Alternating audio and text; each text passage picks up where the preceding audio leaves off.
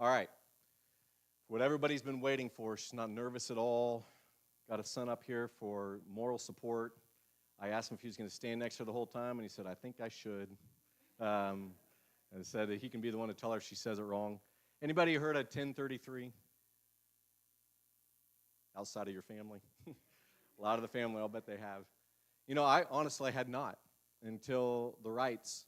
I'm sure I heard it, but didn't really hear it until the Wrights moved to town. If you've noticed a different smile and glow on Dorothy's face, it's because another one of her children moved back around the area, and we had no idea it was coming. I mean, she only told us for 6 months until it happened that it was coming, and she was super excited. And the Wrights moved back close to town, and man, what a gift already they have been to us and to this town. We'd see them every once in a while in Oakley or something else, but to have them around, to have them sit around a table, to hear their heart, to hear their thoughts, to hear their ideas, has been awesome. Well, I don't remember the exact date of when the bad accident took place during the dirt storm, but Stephanie got up and shared about praying for and thinking about the first responders, because she had a team through 1033 that goes out that's made up of former first responders and military spouse and all those, a foundation that's been put together to help those that honestly we don't think about who are helping everybody else in difficult moments. I thought of it more that there's times where I get called to a house, it's a death call or something, I don't see much. I may see something, but I don't see near what has already been seen. And in especially difficult situations, and I'll be honest, I don't like that. I can't imagine what it'd be like to have to experience the whole thing and then go home and live life and to be mom and dad or husband and wife or citizen and keep going. And we tend to think that they're just superhuman beings. Like there's just a special thing where they can just do it that we can't, but they're humans. And things bother them, and things stay with them, and things happen to their body and trauma. But God can still work through that, through people and in the ways that he does. And Stephanie's experienced a lot through this, a lot of expertise, a lot of wisdom, a lot of insight, and an understanding of God in the way that he works in our bodies through trauma and crisis and with us. And so when we knew this break was coming, which was the one thing to get a cheer out of you guys on for the next couple weeks, our first voice of the summer, we said, we want Stephanie. And so I went up there and kindly asked, you're going to do it. I actually asked. And she said, sure, let me pray, sure. And I'm looking forward to her kicking off this summertime and be our first voice of the summer. I will tell you now, for those who want to know, next week, Patrick McGinnis from Breathe Coffee House will be here, just talking about lessons he's learned about how to practically love people from a coffee shop. And he's going to share some of that with us. If you don't know Patrick, you want to be here to hear him as well. But today we get Stephanie. So would you give her a hand as she comes up, and then we're going to pray for her, okay?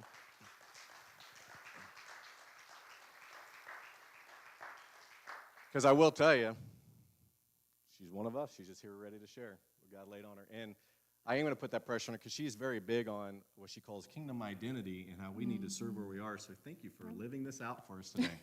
All right? Let's pray for her. God, we do pray that as Stephanie shares what you've laid on her heart and what she might not even know yet that you're putting in there to share with us today, that you would give her the ability to speak clearly, but even more importantly, you would give us the ability to hear clearly and truly and understand what you are wanting us to know today, to hear, to grasp. Maybe that be the reason we discover why we are here through this moment. So just give her an extra strength, wisdom, power, gifting, all the stuff that comes with it as she stands up here and is your voice for the moment. In Jesus' name, amen. Amen. All right. Do I need to do anything with this? Or are we good? Hello, hello. Can you guys hear me? All right. So I'm going to stand up here. I walk around when I talk. I have a slideshow that I adapted. In 2020, this training was born during COVID. When everything kind of shut down, we started getting calls saying, we don't know how to help our responders. No one can meet together anymore. We had to stop doing debriefings as we knew them. We did them on Zoom, which is like way forward thinking. And they said our people are struggling more than we ever have. So I sat down and I wrote this curriculum. It has been taught, I can't even tell you how many, probably hundreds of times by myself, 50 or more times. It is very important content. I adapted it to you guys because you guys aren't first responders. Some of you are, but trauma is trauma, okay? Our bodies are all created the same way, and I'll talk about that more in depth here in a second, but this applies to you guys, okay? It applies to every single person that God created. So I renamed it Understanding Our Bodies in Crisis. I am an RN, which I will go through. Okay, hang on. There we go. First, trigger warning. I needed to put this in here. Some of the content that I talk about, it will be my story, but as I talk about how our bodies work, you might start noticing some of your own story surfacing. It's not a bad thing, okay? If it needs to surface, it'll surface.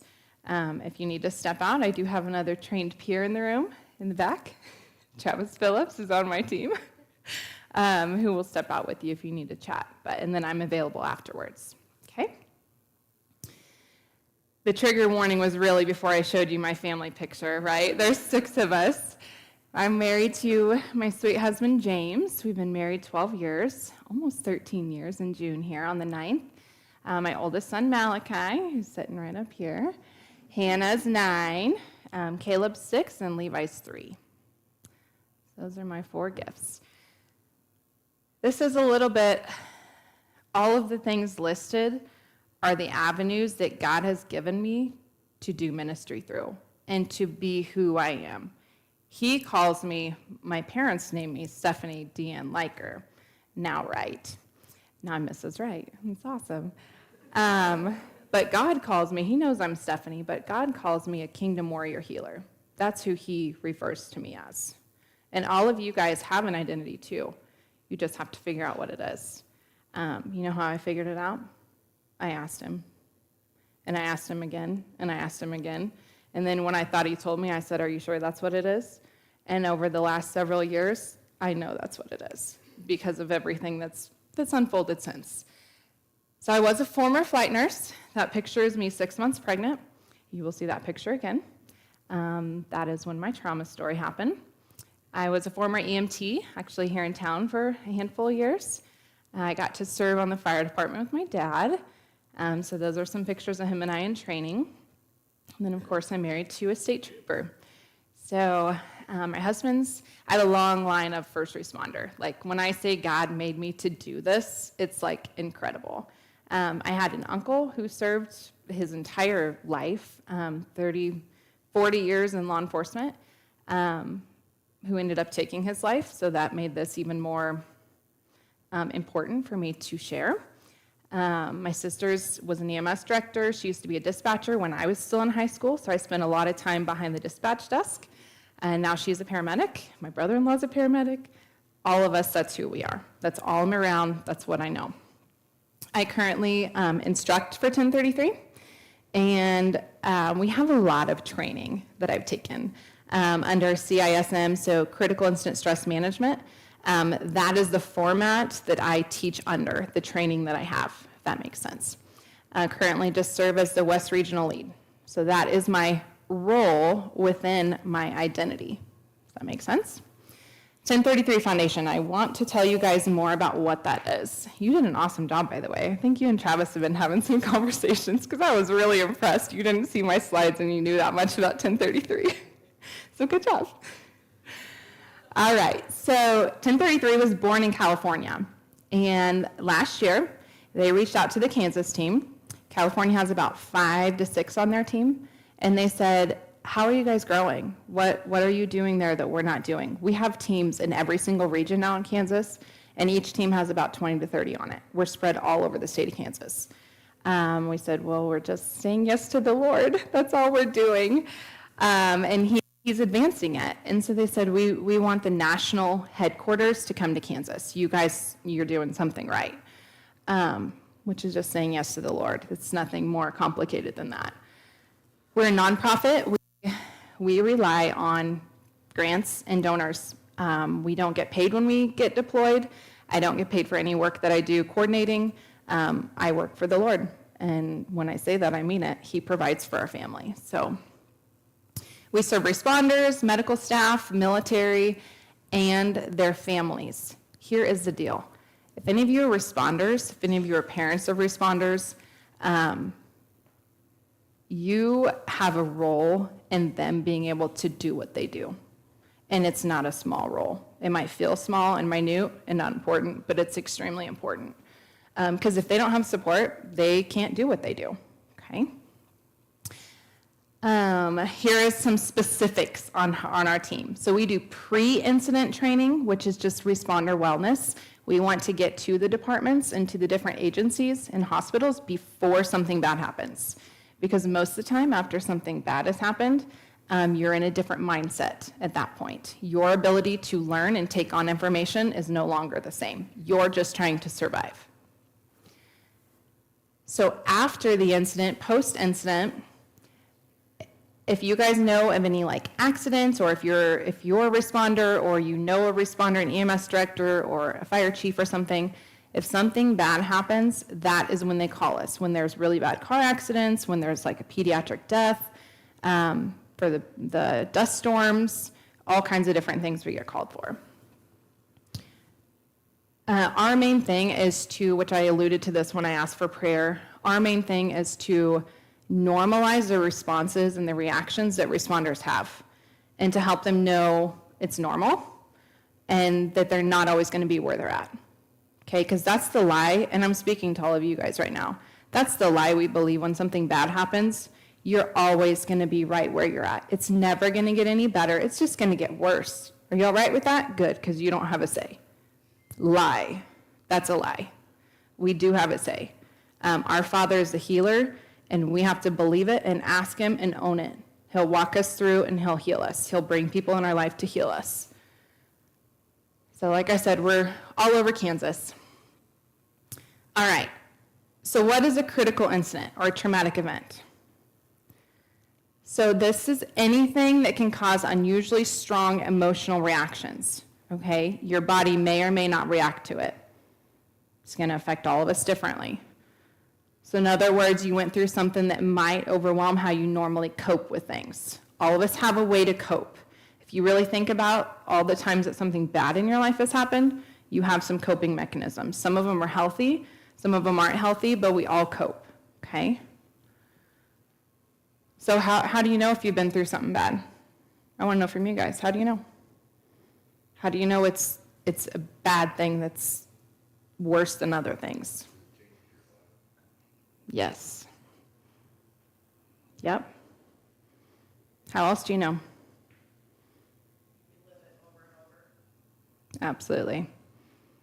Doesn't seem to go away, does it? You can't shake it off.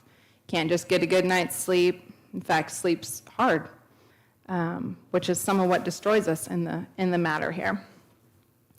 Okay, I'm going to leave these by the back door on your way out. If you want one of these, take it. This is what our foundation brings. Anytime we go out on responses, we bring these. Anytime I train on responder wellness, we bring these. This is what explains to a person quickly, if one of us peers are not there, how your body can respond and what might be going on with your body. Okay, all these are signs and symptoms of critical incident stress or traumatic event.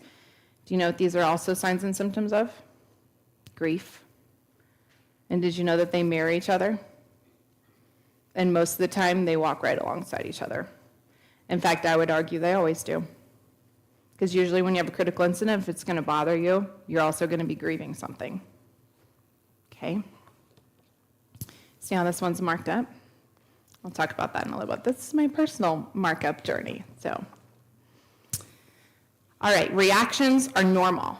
Okay? They're normal to experience once the event has happened. When I say event, this can be anything. This can be if you got divorced. This can be if you lost a child. This can be so many things. The sky's the limit here, okay? The sky's the limit with what this can be.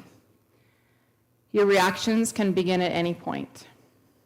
Generally, I would argue they begin fairly quickly. After you've slept a couple sleep cycles, you start to figure out how your body's going to respond.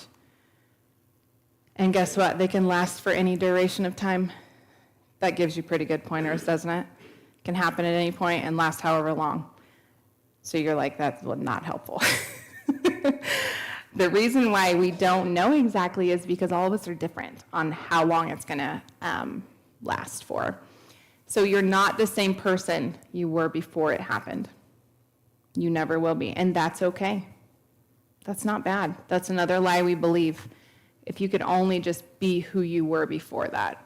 If you could have only just not made that choice to cause all of the rest of this, it would be a lot better, right? If you could only. Don't listen to that. That is not our Father. That is not our Heavenly Father. That is not our Redeemer. That's not who's talking to you. So how is it, I want to know from you guys, how is it if we all walked through a specific trauma right now, okay? If we all walked through the same thing happened and all of us experienced it, how is it that all of us would experience it a little different? Why do you think that is? We're all made different, yep. Why else? Absolutely. We all come to the trauma, to the event, wearing a different book bag. Okay? So shared trauma is going to be interpreted different by all of us, right? Here's the key question. Did anything within that trauma touch in your personal book bag? That's what's going to kind of either make or break if you're either going to really struggle with it or if you're going to deal with it okay. Did you know that? So our personal backpacks, everything in our life is in our book bags, okay? At birth, guess what? We get a whole bunch of stuff added before we really even take our first breath. Did you know that? Jared's alluded to this. Did you know that when you have trauma, either one of your parents, it affects their offspring? It's a physiological thing. So how about your childhood now? Were there any accidents in your childhood? Did you lose anybody? Did you have any deaths? All of this plays into it. How about your marriage? Right? Has anything happened in your early marriage? Oh, wait, now you got to take everything from your husband's childhood because all that factors in and dump it in your book bag too because now you're one. Right? We're one. We do life together out of the same genes, if you will say. You walk through life together. Okay? Whose book bag's heavy already? Gets heavy really quick. So how about your adult life? Right? Lose a job, anything stressful happen, right? Things change. That's the thing about life. We don't get to know what's going to happen next. And guess what? That's not a bad thing. Don't believe that's a bad thing. That's a gift, is what it is. Right? We always say, gosh, I wish I would have known. No, you don't. You don't want to know, or you live life differently right now, and would not be good. So pay attention to your book bags, okay? Here's the next thing. Here's the danger in this, okay? We all walk through the same trauma, right? All of us did in this room. So we're all going to be affected different. You're devastated, okay? And there's the spectrum. Then you're going to have your unaffected, okay? And you have your middle ground people, which is good. It's good to have all three. So here's the danger. If you have your devastated people, right, what are your unaffected people after a while? Some times went by, 2 or 3 months. What are they going to think when they looked at the devastated people? Because guess what? It ain't over for them. It's not over. They're walking it daily. They're living it daily. They're feeling the chemicals in their system daily. It ain't over for them. It's real, okay? Their body thinks they're not safe, and that's a big deal. How about the people who are unaffected? What if I'm super affected and I am like not doing life well anymore? And I'm looking over here at Joe who's like, he's living life and it didn't even affect him at all, right? He must not have a heart. He has to be super cold. Like, what's wrong with you, Joe? Right? Are either one of them wrong? No. Probably what happened, the person that's devastated probably had something in their book bag that affected them because it was close to the trauma that happened. Something in it. Could be a season. It could be the weather that day. It could be close to an anniversary season of something else. It could be the fact that it's a son and their trauma story had something to do with a son. It could be a million things our brain can connect, okay? But Joe, he was lucky and he didn't have anything affect him. Nothing touched his book bag. He's never walked through a trauma that was close to what we all just walked through, okay? That's not wrong.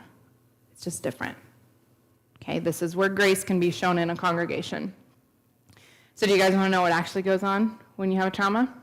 I like physiological stuff. I won't get too deep on you, but our body, we have a pretty big gift. God knows what he's doing. He knew, okay, that we needed a system in our body, in our brain, that we wouldn't have to think about to protect us. Because if you think, you're already dead, right? If you have to stop and think when you're in danger, half the time, something's going to get you already, right? Think like the lion, the tiger, that type of thing, okay? So, what's going on in your brain? Do you know that originally when he created everything, we weren't supposed to have the fall? We weren't supposed to have trauma. Everything was supposed to be perfect. That's what he intended. But then the fall happened, and guess what came with the fall? Trauma, brokenness, all the things that we don't get to be 1,000% redeemed from until he calls us back home. That's when we get to throw all that stuff away, and we never have to think about it again. We'll never be sick again. We'll never have pain again. We'll never walk through anything hard ever again that's traumatic. It'll be perfect, as he thought it was going to be and wanted it to be. Okay? That is, we live in a broken world. Don't be afraid of that. Okay? He's with us. That's also the gift. He is with us. He told his disciples, I'm with you. I'm not leaving you. I'm going to be with you. We get the gift of the Holy Spirit once we've said yes to him and accept him into our hearts. So, our body's protection mechanism, that's the fight, flight, freeze. Have you guys heard of that?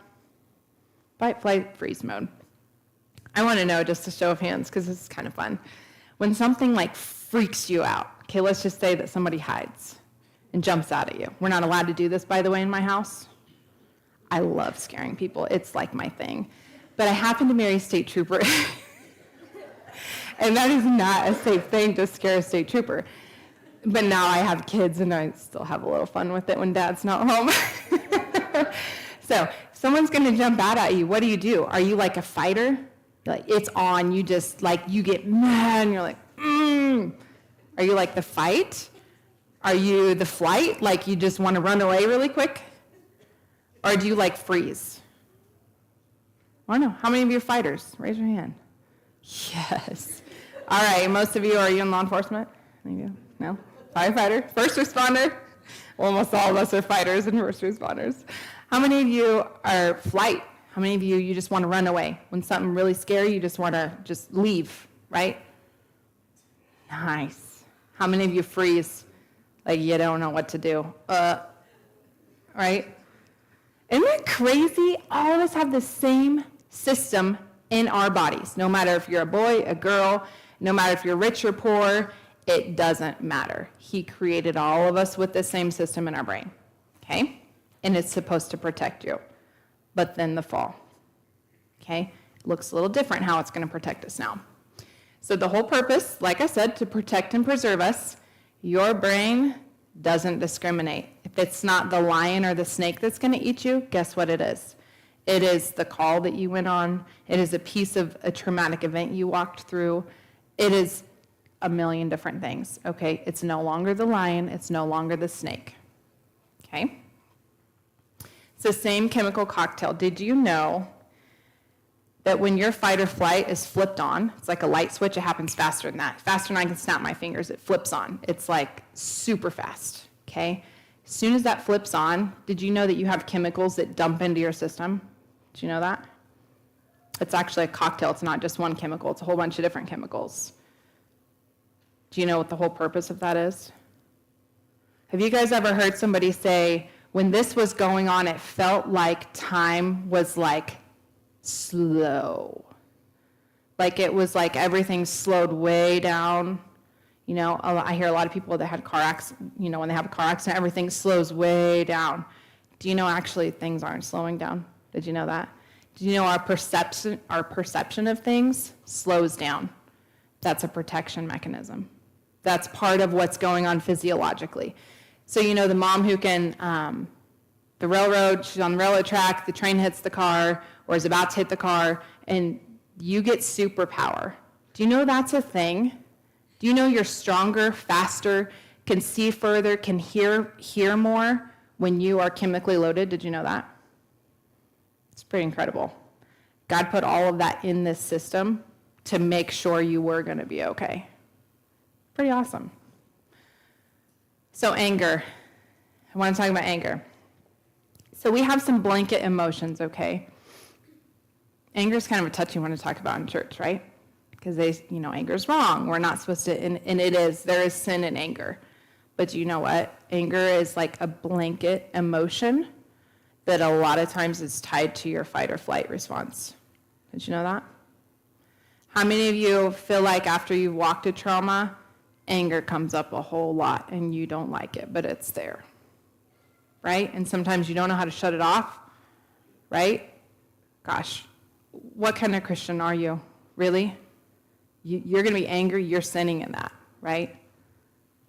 That is where Satan loves to get in any kind of trauma, and he just makes a heyday. Because a lot of people don't realize what's going on in your body, that stuff is normally happening that's supposed to happen to protect you. And it's okay when this happens. Okay, it's recognizing it and asking the Lord to show you where your sin is at in the anger. Okay, that's the key here, because he wants you to converse with him. He wants you to talk to him. He wants a relationship with you. And if we're too busy over here saying, well, we can't really admit that we're angry, because even though we are angry, but if we admitted it, then we might have to do something about it. I don't know what to do about it, so let's just pretend it's not there, right? No, the Lord wants you to say, I don't know what's going on with me lately, but I'm angry all the time. Can you please show me why I'm angry? What is under the anger? When you are angry or see someone angry, think of it like they're holding an umbrella. That's not what's underneath it. There's more underneath it, okay? So I want you to consider something. Likely before you got to the anger point, you passed through another emotion. You didn't even know you did it. It's kind of crazy to think about it, and it happens that quick. And a lot of times before the anger, something scared you, right? I'm going to lose that again. That's going to get taken away from me again. I'm in my anniversary season. This is going to be hard again. Something scares you briefly, and it makes you mad that quick. So it's actually fear underneath there. So now what can you ask the Lord? Lord, what scared me? Did something scare me or disappoint me or overwhelm me? There's more under anger. Ask him. He will show you. Okay? So anger has its own chemical dump. Did you know that? So your fight or flight, it has a chemical cocktail, dumps in your system and starts kind of doing its thing to protect you. When you have anger, it also has a chemical load, okay? Do you know that sometimes, and I see this a lot in responders, because we are exposed to trauma over and over and over, and we have our own trauma, and then we go on calls, and we get secondarily traumatized, which means you're seeing this family over here that just went through the worst day of their life, and they're chemically loaded, and we feel that. We can feel. Have you guys ever walked in a room and you're like, it is heavy in here? You can feel it. You don't have to talk to anybody in the room, right? They get secondarily traumatized. So anger happens a lot. If you've had a lot of trauma in your life, anger happens a lot. Something I do want to say about this is sometimes you can kind of get addicted to that. Like you're so used to that chemical dump that you're not okay unless you're in that cycle. Because you know what also comes with anger? It leaves us feeling powerful because you're fighting. And as long as you can fight, then you can win. It becomes about a win or a lose, right? You see where this gets dangerous? Because now through our whole life, we got to fight to win. If we don't win, that's not okay. And then I'm mad again. You get in this cycle, okay? There's more going on underneath it. Don't be afraid to ask the Lord to show you. So, anger can become a dependent chemical response that we walk through with life. What do you think that costs you when that happens? Does it have a cost? Does it affect your marriage? Does it affect people at work that you work with? Does it affect your children? It does. It comes with destruction. And that's where the enemy wants you just to keep believing that as long as you fight and win, gosh, you're good. Keep destroying, you're fine.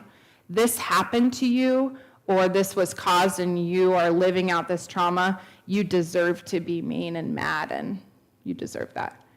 That's not true. God wants freedom for you. He wants freedom. You do not have to stay chained by that. Don't believe that for a second. Okay? He can make you new again, and he will. So who's the train conductor in my brain? Who's really driving, right? Sometimes does it just feel like in your mind that you're like, there's such a fight in my mind. Why can't I just shut it off? Right? Just doesn't shut off for you. And it's not fun. It's exhausting, isn't it? So you have two parts of your brain. You have your prefrontal cortex, which is right here behind your forehead, okay? And you have your amygdala, which are two little things that set like this, and your temporal lobe. So if I drew a line here and here, where they intersect, so super deep in your brain, those are your amygdala, okay? These are two things that are at fight here when you have a trauma going on. So your prefrontal cortex, that's your front brain, okay? It's located behind your forehead. Here's some of the things that it's known for. Executive function. How about if you're going to sit down and plan something? How about if you're trying to make decisions about something? What about problem solving? Right? How about the long-term stuff? Goals, all that stuff. What I want to do with my life, where I want to go, my career, all that stuff is your prefrontal cortex. Okay? It's the thinking brain. Your amygdala, however, your amygdala does something very different. It's known for processing fear. That is what it's most famous for, but that's not all it does. It stores emotional memories. So when you had your first child, when you got married, all the big emotional, when you graduated high school, when you graduated college, you could go on and on and on and on. When you got that job that God opened the doors and you're like, how the heck did this happen? All of that stuff is stored there too. It's not just fear or trauma, okay? So it is the one that flips the light switch on. When your body thinks I need to protect myself really quick, that's that part of your brain that flips it on, okay? And that's when the chemical load happens. Everything's circulating through your body now, and now you can protect yourself, or so we think, okay? How this works is it codes your memories. So when you walk through that trauma, it takes your senses, touch, taste, smell, sight, and hearing. We all have 5 senses, okay? It takes your senses, and it somehow within all the story that plays out, what you would call your trauma story, sometimes it's a matter of seconds it happens, sometimes it's a matter of minutes, sometimes it's days that your trauma plays out, and it grabs onto things. And usually, when I'm peer-to-peering someone, it's one of the 5 things that's like really prominent. Whether it's a sound you hear that you just can't let go of, or whether it's a little pink pair of boots, or whether it's thundering outside. So many things your brain will grab onto, and you don't even know what's happening. Okay, it takes that, plus it takes all those chemicals that you just got loaded with, okay, it takes all that, and then it takes the memory of the trauma, and guess what, it's all stored together now. And at night when you're sleeping, and your body's trying to process through, did you guys know when you don't sleep, you can actually become like what we would say as drunk? Did you know that? Your body needs sleep so much that if you become sleep deprived, you can actually have car accidents and really bad things can happen. Isn't that crazy? God made sleep to help our brains. It's like a secretary, okay? At night, you go to sleep, he or she opens the file, and they say, okay, here's what happened today. We're going to put this one over here because that was, you made the meal, you did all your normal, you went to work, you had your coffee, that's over here. That's clean, that's not messy. I'm good with that. Guess what? When you get to the trauma, your secretary doesn't know what to do with that because it doesn't fit in any file. It's messy. And so then guess what? Stays in your file.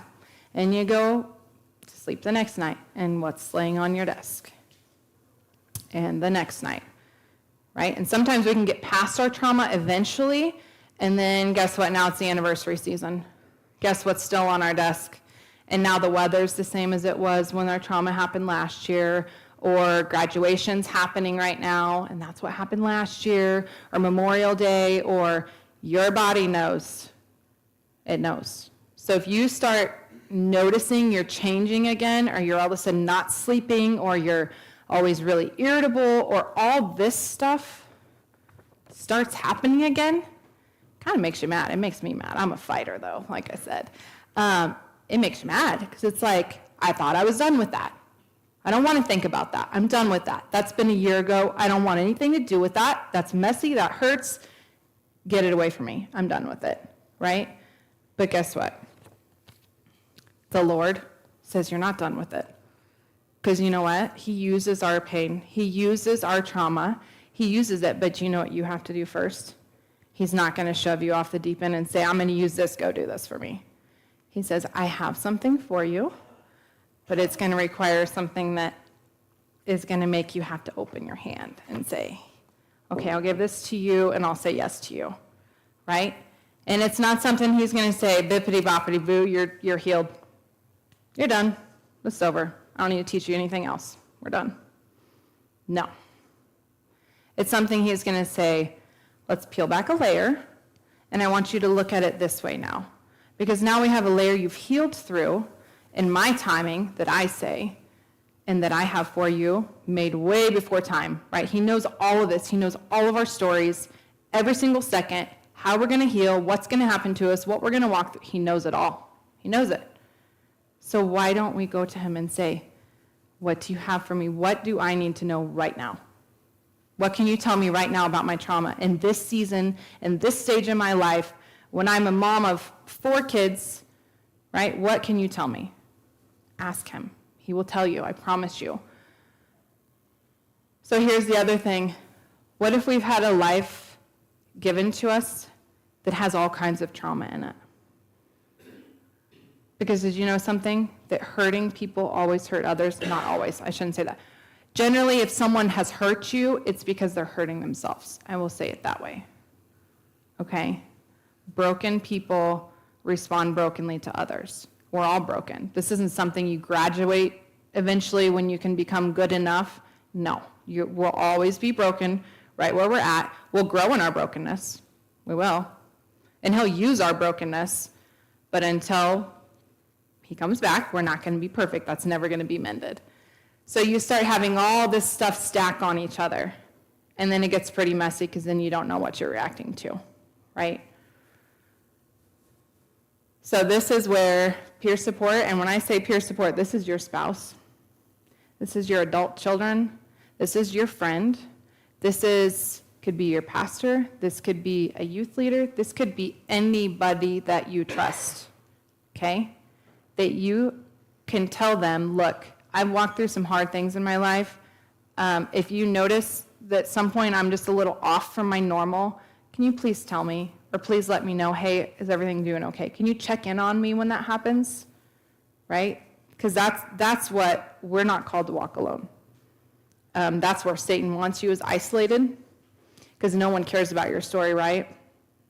That's too big and messy. Don't tell them that. They don't want to know about it. Right? Isolation, don't get isolated. Do not get isolated. Stay in community. That is why church is important. That's why small groups are important. That it's not to check a box, to do the next right thing, to be the best Christian, to arrive in your walk with Jesus, right? It is to walk daily in our broken world together because we need each other. Sometimes we say after 6 weeks of having this stuff go on, that's when it's time to go see somebody. And that's not wrong to go see someone. It doesn't mean you're weak. It doesn't mean anything about you other than the fact that you walk through something really stinking hard, really hard. And your body, your normal coping, it's not working for you. That's okay. It's all right to not be okay. Do you guys believe that when I say that? Is it okay? Does our society say it's okay to not be okay? Or do you have to act like everything's fine? You can't not be okay. I don't have time for you to not be okay today. I ask you how you are because everybody asks that. It's what we do in America. How are you? Good. Oh, I'm good too. Oh, no, actually, I'm not good. This morning, I just had a huge trigger and all this stuff, right? We're not good. We're not good. And people can see it, but it's just, don't tell me that. I don't want to know that. I don't have time for that, right? That's why you need people close to you that when they see you're not doing so hot, you can have a conversation. Hey, how you been sleeping? Don't ask somebody how they are. I always tell responders, if you ask a responder how they are, they will never tell you the truth. They won't. Because they're the rescuers. They're the ones that come and save you and fight for you and give their life up for you. And same with the military. They're never not good. They're never not fine. They're always good. I'm good. Yeah, I'm doing good. Right? That's how we are as a society. We're fine. We're good. Ask them questions like, hey, how have you been sleeping? Can I tell you something? That's my favorite question. Because if something's going on in your trauma story, it always affects your sleep, almost always affects your sleep. Ask someone how they're sleeping, right? Ask them how their routine's. Your routine been different lately? Right? That's when they start saying, well, yeah, actually, it's been kind of stressful lately, right? Then you start getting to the nitty-gritty, okay? All right. I'm going to breeze through this because I want to tell you guys my trauma story. It's going to get a little heavy in this room, but the Lord asked me to do it. This morning, I'm not going to lie. I said, are you sure? Because if you don't want me to, I won't. I'll obey and not do it. And he said, no, I'm sure you need to do it. Okay, fine, I will. So this is me being obedient, even though this is hard. These are the things that are on your trifold. I'm not going to read them all. There are things you can do to mitigate and to help when you get that chemical load dumped on your system. It can be initially through a trauma. It can be a trauma anniversary. Okay, it can be if you're triggered randomly, because you don't just get triggered on your anniversaries. You can get triggered at any point, or you can have flashbacks. These are the things that help your body process those chemicals. Drink a lot of water, try to exercise, you need to eat food. All of that chemical settles in everywhere, and it will make you feel terrible. You will have headaches, you will have gut aches, you will not feel well, promise you. So you've got to get all that out of there. Get plenty of rest, try to sleep. That is when your secretary tries to untwist the knots, okay? If you can't sleep, then you need to talk. Talk to somebody, write it out, journal it, tell somebody the story. All the different ways you can use your brain helps your secretary when she goes down at night to finish trying to do something with this mess. She's like, oh, you told your story today. That's a little different. Okay, I can work with that. Oh, you wrote it? Oh, that's even better. That's using a little bit different part of your brain, right? You need to use your resources to help you get through it. You're normal. You're not crazy. You're having normal reactions. Okay, your body thinks it needs to protect you from something. Talk to people. Be aware of numbing pain. Here's another thing our society does that's acceptable, and Satan loves it. He loves to have your mind fully not in control, right? He loves to have alcohol on board, substances on board. He can destroy your family with that. That's pretty good. If I can take your marriage out and your family out, well, I'm doing pretty good, right? Protect your marriage, protect your children. Don't make those choices, okay? And I'll say this with alcohol. A lot of us responders, we do use alcohol some, right? Socially, responsibly, that's not wrong. Do what you normally do. If you normally have a glass of wine before bed, if you have restless legs or something like that you need to have a glass of wine, do your normal. It's when you overdo it that it actually can intensify your trauma. Reach out to people, maintain a normal schedule. Your body likes normal. It does. It likes routine. It likes normal. How many of you love when your routine gets messed up? Do you love that? It's summer right now, and I'm like, what do I do with this? Half the time we're eating at 9:30 at night, or we're up at, really early, or we're up late, and then do I do breakfast? We don't like it. I don't like it. Spend time with others. Ask how you guys are each doing, but don't say, how are you doing? Remember, how are you sleeping? Has your routine shifted at all? Ask different questions. Give yourself permission to feel rotten, okay?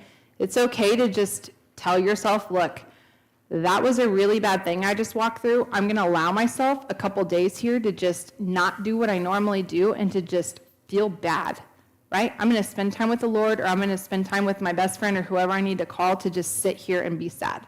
That's okay. It's okay to be sad. Just take some time away to do that. Journal your thoughts. Do things that feel good to you. We feel guilty for that sometimes. When all this other bad stuff's going on, it feels kind of wrong to do something we like, doesn't it? But then you're not caring for yourself anymore, and then it's just a spiral, right? Do daily decisions. Your body loves to make small little choices, like I'm going to brush my teeth this morning, even though I feel really sad, but I'm going to brush my teeth. And then you do it. That sounds so silly, but then who doesn't feel better after you brush your teeth when you wake up? It's a win. It's little wins. You have to do a whole bunch of little wins. This last one, like, kind of touches my book bag a lot. Don't try to fight reoccurring thoughts or dreams or flashbacks. They're normal. Do you guys believe that? That they're normal? It's not something our society talks about, is it? They're normal. They'll become less painful and they'll eventually go away. Okay? All right, this on the back of this, if you know someone who's walked through trauma, these are things you can do, because it kind of gets awkward, doesn't it? When they walk through a trauma and you're like, oh, it's really heavy. Like, I want to go help, but it's awkward. I don't know what to say. I don't know what to do. I don't know what they need. These are some specific things that can be a gift to them. So I'm just going to click through them. Spending time, give private time. Don't take their anger or other feelings personally. There's anger again, right? Don't tell them they're lucky it wasn't worse. It's a bad thing to say. All right. So this is my symptomology story right here that I'm holding. All these different colors. My trauma story happened back in 2013, was the first piece to it. I didn't have symptoms right away. In fact, I had a few symptoms when my initial trauma happened, and then it kind of went away after a season. And then, well, I'll just tell you, because it'll get confusing. I'll just tell you as we go. So April 2013. I was a flight nurse prior to this, during this, I should say. January of 13, God opened a huge door for me. I wasn't supposed to be a flight nurse. I hadn't been a nurse long enough, right? I'm telling you guys this now. I would have never said this back then. You were supposed to be a nurse for 5 years before you got to do that job. But I serve a really big God, and I just happened to say yes. And he opens really big doors when you're willing to say yes and walk through something. And he opened a door. I signed on with Eagle Med in January of 13. Had no idea what I was getting myself into, but it was very prestigious. And that was my end goal. I was a nurse. I've been a nurse since I was a little girl. I was created to love and care for people and to heal people. I knew that as a little girl. My parents knew that growing up, so it started early. I was doing this job, and James and I, we found out we were pregnant. I was super excited. Nothing was going wrong. Everything was good. I was starting to not feel good, which was normal, right? But then it all of a sudden wasn't good. We lost our first baby on April 8th. No one in my family ever had miscarriages, nobody. I had no one to ask about.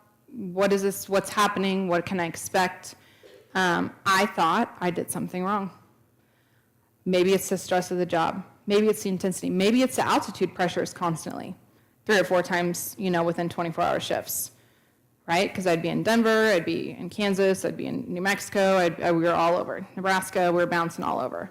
I started to believe I did something wrong. I caused this, right? That's a lie. A few months later, my little Cocker Spaniel that laid with me on the bed, it's going to get heavy. You guys aren't afraid of that, are you? That's okay. It's going to get heavy anyways. But I was out watering flowers because that's what I did. I loved flowers. It made me feel better. I was past the 2 or 3 months of, I just wanted to be in bed all the time. I was mad at God. I was a newer believer. My husband actually baptized me right before we got married. Baptized me on my earthly birthday in April, and we got married in June. Right? I'm trying to figure out this whole new Christian walk. So I'm how many months into it? 3, 4 months into it? 5, a year and some change. So I didn't really know what that looked like. I was mad at God. What kind of God would take my baby away? He took my baby away, right? All those things, the raw thoughts, they were all there, right? I must have done something wrong, because then there comes the shame. You must have done something wrong because he took that away. So you must be bad. That must say you're not a good Christian. All those thoughts, okay? I was outside, finally up for the day, doing my flower work, watering. It was after dark, and there was a little kid across the street and a mom pushing the little kid in the stroller, a little toddler.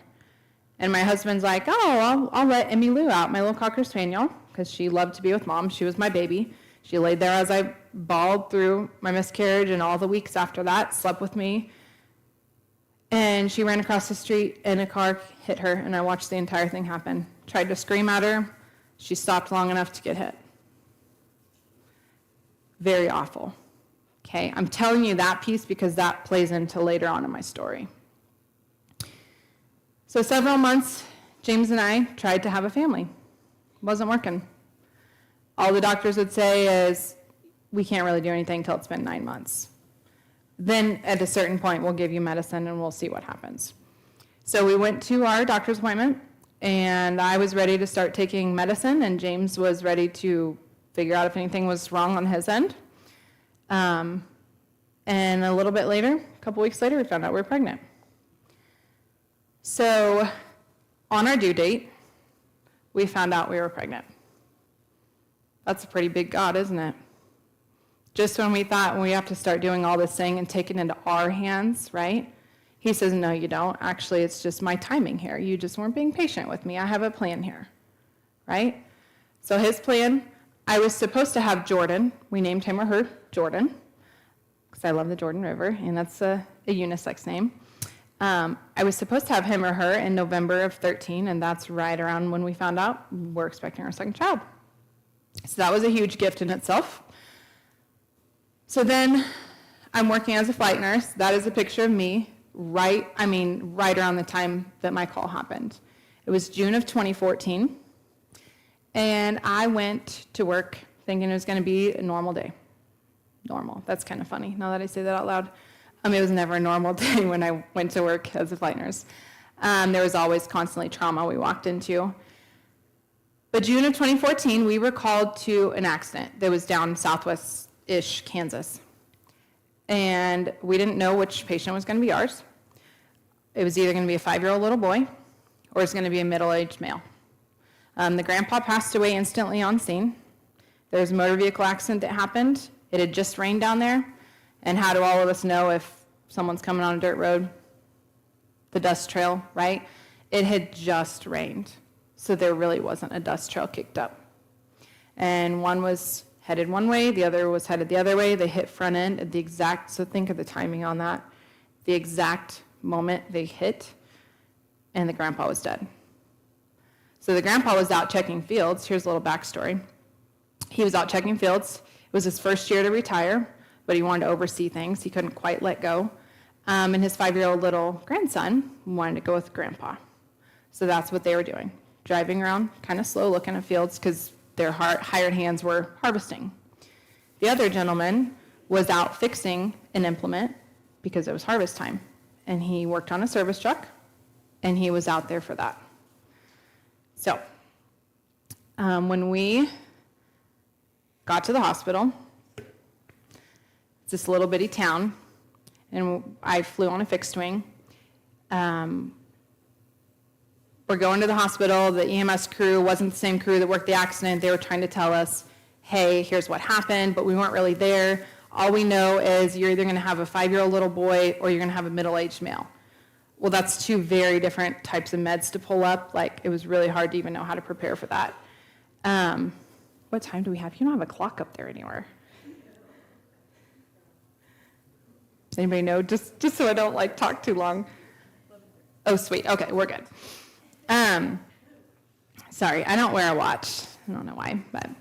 So they're trying to tell us, you're going to have this patient or this patient.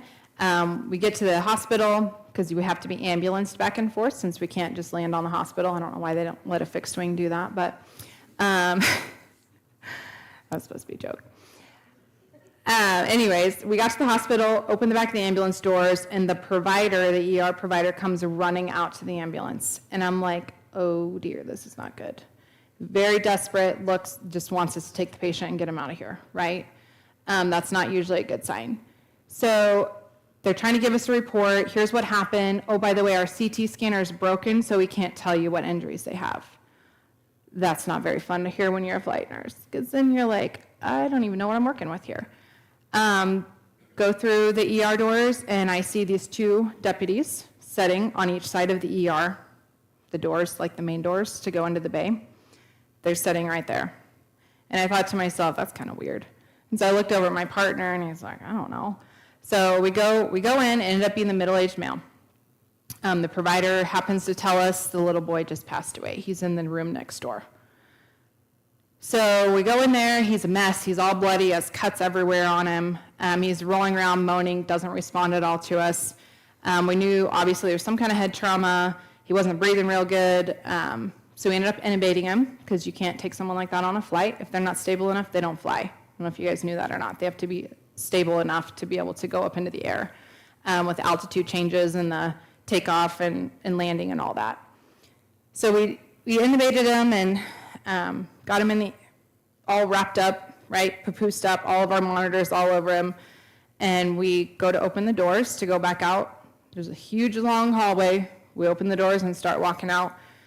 And guess who comes through the door and starts running towards us? 5-year-old little boy's mom. She thought we had her son on our cot, and it wasn't her son. It was the other guy. She hadn't been told yet that her son passed away because she was trying to drive to get there. So she learned that as she's passing away, screaming, she's passing out, I guess. She was screaming her name, her son's name, running down the hallway, saying his name over and over. This can't be real. This can't be true. And the 2 deputies grab her. That's what they were there for, but we had no idea. So fast forward a little bit, we dropped the patient off in Denver. A lot happens between then, but he was very not a good patient. Very critical, very hard, about coded multiple times on us. I called back 12 hours later. We always call back for a report. I call back to see how the patient was doing, and they're like, well, he's still in surgery with 4 surgeons. 4 surgeons for 12 hours. Think about that. So I kind of wrote off. I was going on my days off. I wrote off the fact that he probably passed away, and I put that to rest. Do you know that wasn't the piece that bothered me? When I'm sitting here 6 months pregnant,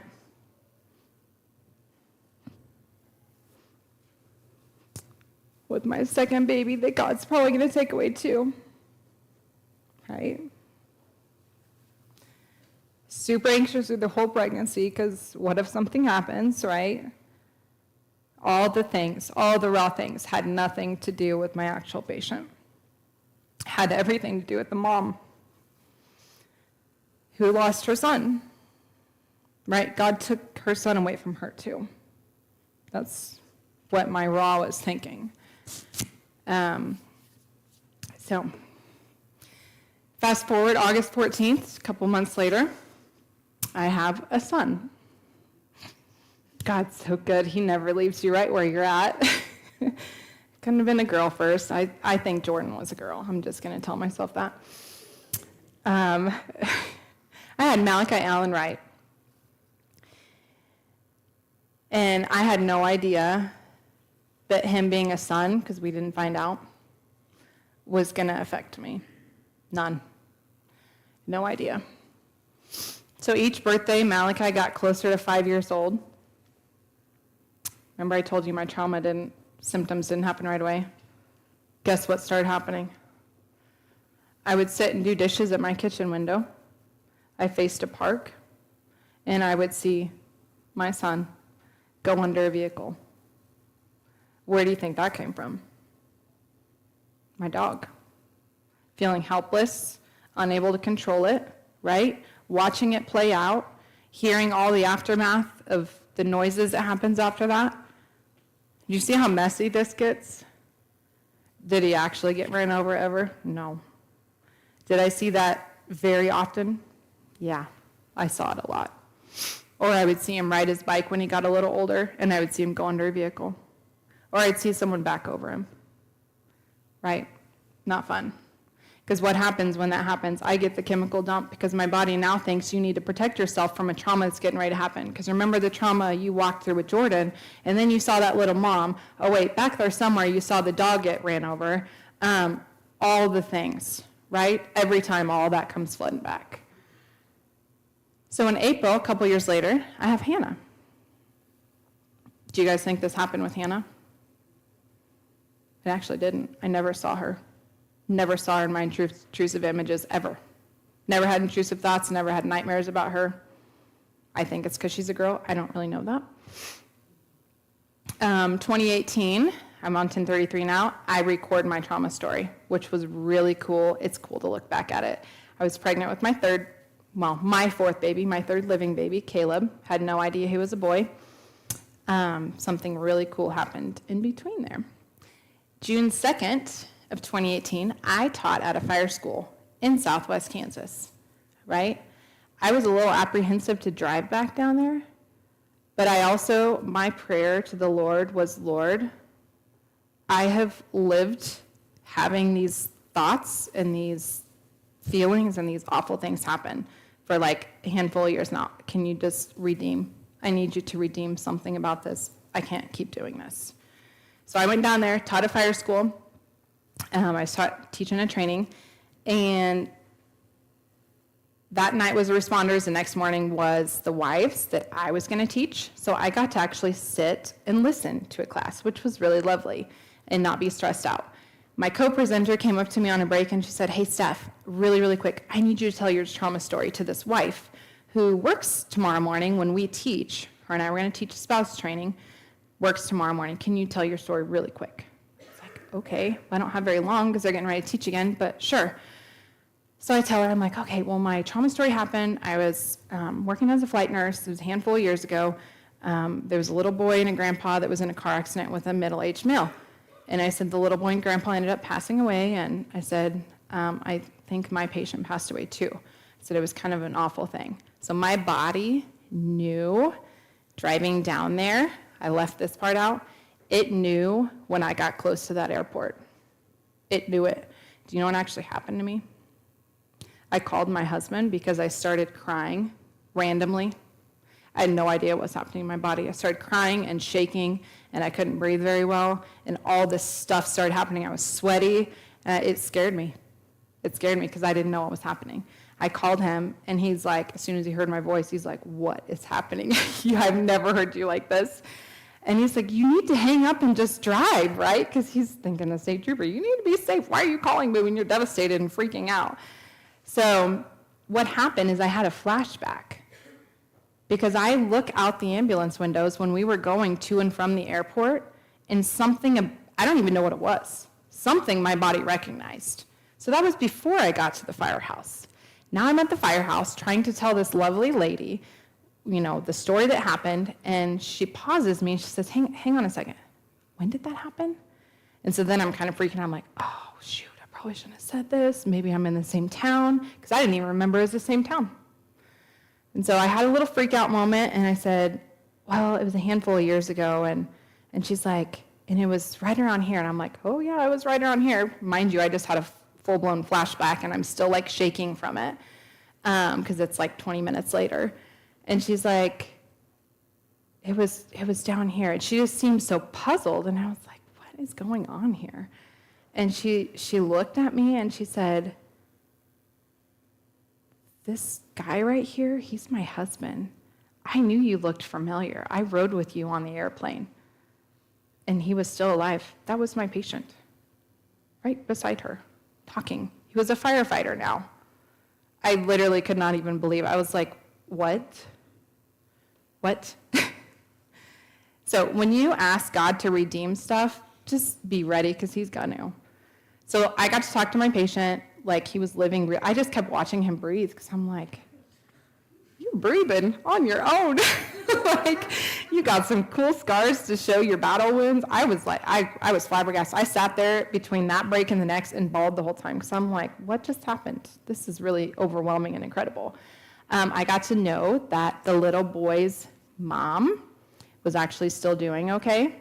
Mind you, this is a handful of years later. She was still doing okay because her best friend was also at that class, because she came the night before.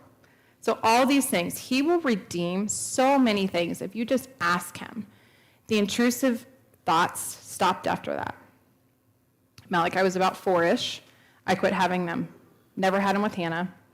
Mind you, I'm pregnant when this is all happening, when I'm having my flashback, when I'm talking to my patient, and I have no idea that I was going to have another boy. That was going to have to go from the age of 0 to 5, right? Our trauma has seasons. And I started having it with him again. It was Caleb this time now and not Malachi. So it was a little different, except this time I knew what was happening. I recognized what was happening. And when it would happen, I would be able to pray, or I would be able to call my mentor and tell her this just happened again, right? March of 2021, I re-recorded my trauma story. So if any of you guys are ever interested in watching that, it's very, very emotional. It is me standing present day in 2021, watching myself in 2018 tell my story when I'm pregnant with Caleb. And then I pause the story and I tell what's happened since then, from 2018 to 2021. It's actually really cool. Here's the thing I know about my trauma now. I don't have symptoms show up anymore unless I'm extremely exhausted, unless I'm really super stressed out. When my body is physically vulnerable, that's when it shows up. And I'm starting to learn that. So if you have a trauma, pay attention to when things happen. Write it down. Write it on a calendar. Write it in a folder. Write it somewhere to where you can start putting pieces and patterns together. So I don't know if you want to play this song because it like sums up. Have you guys saw the movie Unsung Hero? That's a good movie. If you haven't seen it, you need to watch it. This song like sums up our Heavenly Father with trauma. Like, he is so, so good to us.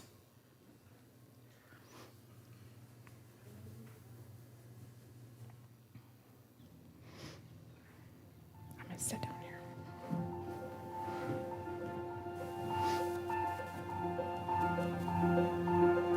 Grant me serenity to accept things, the things I cannot change. Grant me the courage, Lord, to change what I can, wisdom to know the difference. In my weakness you can shine, in your strength I can fly. And you make everything, everything beautiful. You make everything, everything new. You make everything, everything beautiful. In its time, in your time, it's beautiful. Grant me serenity, Lord, and patience, for things will take time. Grant me freedom Let's walk a new path and let me feel your love. Ooh, in my weakness you can shine. In your strength I can fly. And you make everything, everything beautiful. You make everything, everything new. You make everything, everything beautiful. In its time, in your time, it's beautiful. Lifting open hands to you, my Savior. Purify my soul. Knowing you redeem my pain and failure. Purify my soul. Beautify my soul. And you make everything, everything beautiful. You make everything, everything new. You make everything, everything beautiful. In its time, in your time, it's beautiful. It's beautiful. It's beautiful.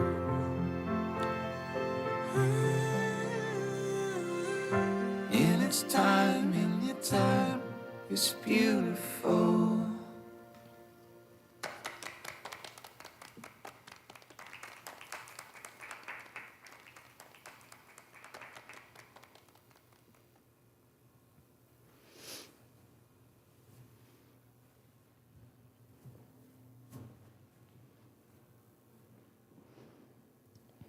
Do you guys believe that? It's true. He makes everything beautiful, but it's not in your time, it's in his. So, that's all. Do you want to show that last slide, Emery?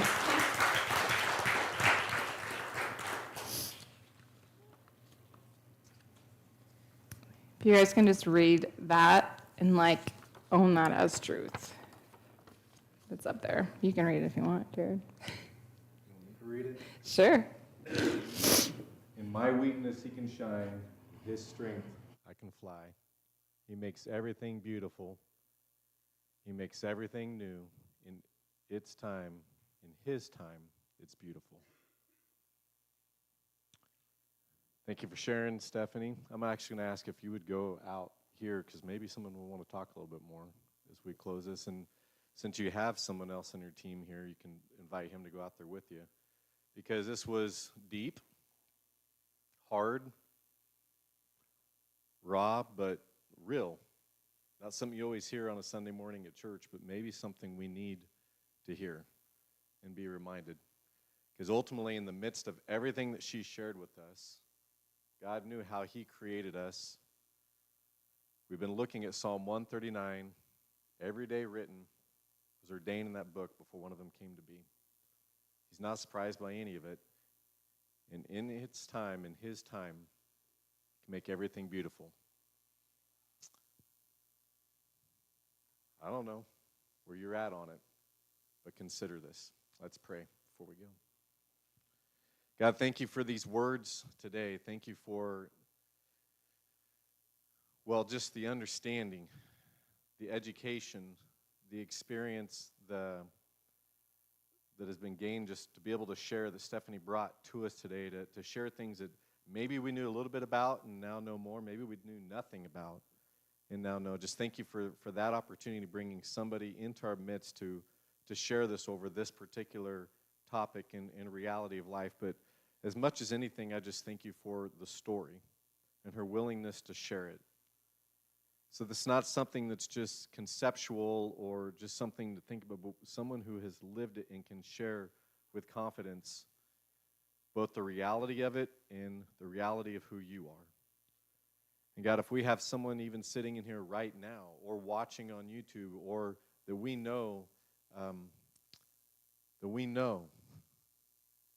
needed to hear this.